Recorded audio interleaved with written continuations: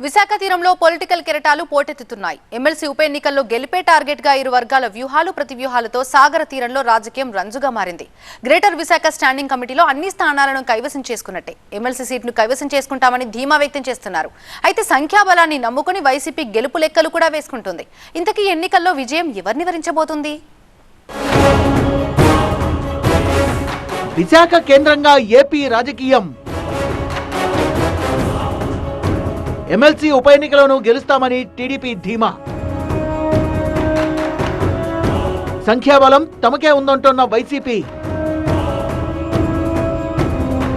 గెలిపే లక్ష్యంగా ఇరు వర్గాల వ్యూహాలు. Greater Visakhapatnam municipal corporation standing committee ఎన్నికల్లో కూటమి 10కి 10 స్థానాలు గెలవడంతో సాగర తీరం కేంద్రంగా రాజకీయం వేడెక్కింది. ఎమ్మెల్సీ ఎన్నికల్లో విజయం ఎవరిని వరిస్తుంది అనేది ఉత్కంఠగా మారింది.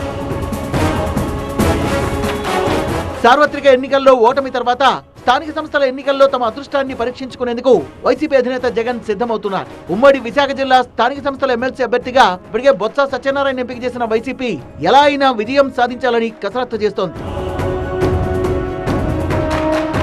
నియోజకవర్గాల వారీగా స్థానిక సంస్థల ప్రతినిధులతో వరుస సమావేశాలను నిర్వహిస్తున్న జగన్ నేతలంతా ఏకతాటిపైకొచ్చేలా వ్యూహాలు రచిస్తున్నారు. డీలాపడ్డ క్యాడర్లు ఉత్సాహం నింపే ప్రయత్నం చేస్తున్నారు.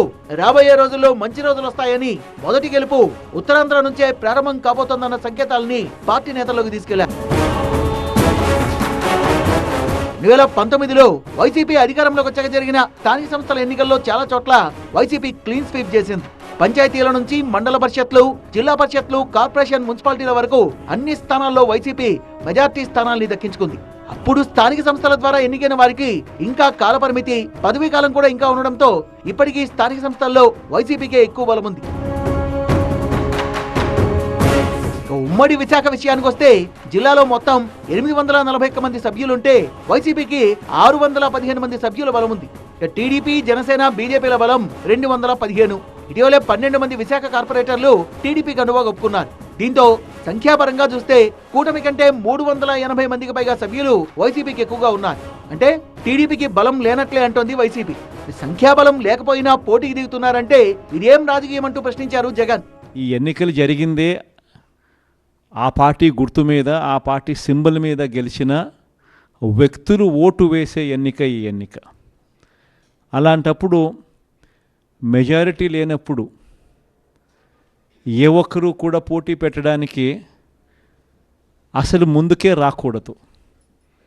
ఎందుకనంటే మెజారిటీ లేనప్పుడు కూడా పోటీ పెట్టే కార్యక్రమం జరిగింది, జరుగుతూ ఉంది అని అంటే దాని అర్థం ఏమిటి?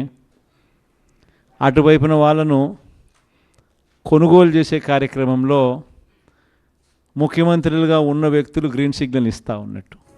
ఈ ఎన్నికల్లో గెలుపు కోసం టీడీపీ ఆపరేషన్ ఆకర్ష్ చేపట్టింది. పార్టీ అధ్యక్షులు పల్లా శ్రీనివాస్ యాదవ్తో పాటు జిల్లాలోని ముఖ్య నేతల ఆధ్వర్యంలో ఈ ఆకర్ష్ కార్యక్రమం కొనసాగుతోంది. మేయర్ పీఠంతో పాటు ఎమ్మెల్సీ ఎన్నికల్లో కూడా ఇదే విధంగా ముందుకు వెళ్తామన్నారు ఎమ్మెల్యే వెలగపూడి రామకృష్ణ.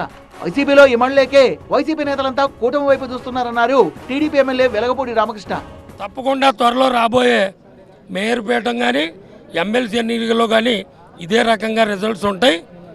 నైతిక బాధ్యత వహించి మేయర్ గారు రాజీనామా చేస్తే గౌరవంగా ఉంటుందని మా ఉద్దేశం. జీవీఎంసీ స్టాండింగ్ కమిటీ ఎన్నికల్లో మాదిరిగానే స్థానిక సంస్థల కోట ఎమ్మెల్సీ ఎన్నికల్లోనూ గెలుపు తమదే అని కూటమి నేతలు ధీమా వ్యక్తం చేస్తున్నారు. వైసీపీకి ఘోర పరాభవం తప్పదని జోస్యం చెప్పారు జనసేన ఎమ్మెల్యే వంశీకృష్ణ. ఎమ్మెల్సీ ఎలక్షన్లో కూడా ఇంతకంటే ఘోరంగా వైసీపీ ఓడిపోద్ది. ఇప్పుడు మీరు చూశారు అక్కడ వీ వాంట్ జస్టిస్ అంటారు. వీ వాంట్ జస్టిస్ అంటే ఒరే బాబు ఈ వైసీపీ నుంచి మమ్మల్ని కూడా తీసుకెళ్ళి మాకు న్యాయం చేయండి వాళ్ళు రిక్వెస్ట్ చేస్తున్నారు. పాపము అదే జస్టిస్ అంటే వాళ్ళకి అక్కడ నుంచి మమ్మల్ని తీసుకెళ్ళి రిక్వెస్ట్ చేస్తున్నారు. ఖచ్చితంగా వాళ్ళలో ఎవరైనా మంచి వాళ్ళు ఉంటే వాళ్ళు కూడా తీసుకుంటామని మీకు తెలియదు. చంద్రబాబు విలువలేని రాజకీయాలు చేస్తున్నారంటూ మండిపడ్డ వైసీపీ అధినేత జగన్ తమ ఎమ్మెల్సీని గెలిపించుకునేందుకు తమ పార్టీ నేతల్ని ప్రలోభాలకు గురి చేస్తున్నారని ఆరోపించారు. నిజంగా ముఖ్యమంత్రిగా ఉన్న వ్యక్తి ఎక్కడైనా కూడా ధర్మం, న్యాయం అనే పదాలకు అర్థం తెలిసి ఉండాలి. ముఖ్యమంత్రిగా ఉన్న వ్యక్తి అడుగులు వేసేటప్పుడు సమాజం మనల్ని చూస్తూ ఉంది, మనం ఏం చేస్తూ ఉన్నాము, మనం చేసేది న్యాయము ధర్మంగా ఉందా లేదా అన్నది ఆలోచన చేసి అడుగులు వేయాలి. కానీ అన్ఫార్చునేట్గా చంద్రబాబు నాయుడు అనే ఒక దుర్మార్గుడితో యుద్ధం చేస్తూ ఉన్నాం. ఈ మనిషికి న్యాయం లేదు, ఈ మనిషికి ధర్మం లేదు. తాము గేట్లు తెరిస్తే వైసీపీ ఖాళీ అవడం ఖాయమన్న టీడీపీ ఎమ్మెల్యే గంటా శ్రీనివాసరావు ఎవరిని ప్రలోభ పెట్టాల్సిన అవసరం తమకు లేదన్నారు. ఈరోజు తెలుగుదేశం పార్టీ కానీ, జనసేన కానీ, భారతీయ జనతా పార్టీ కానీ కూటమి గేట్లు తెరిస్తే వైఎస్ఆర్ పార్టీ నుంచి కానీ లేకపోతే ఏదైతే వాళ్ళు అనుకుంటున్నారో ఒక్కరంటే ఒక్కరు కూడా, కార్పొరేటర్లు కాదు, మిగిలిన ఎమ్మెల్యేలు, ఎమ్మెల్సీలు లేకపోతే ఆస్థాయి నాయకులు కూడా ఈరోజు మొత్తం మూకుముడిగా చేరటానికి సిద్ధంగా ఉన్నారు. పూర్తిగా వైఎస్ఆర్ పార్టీ ఖాళీ అవడం ఖాయం.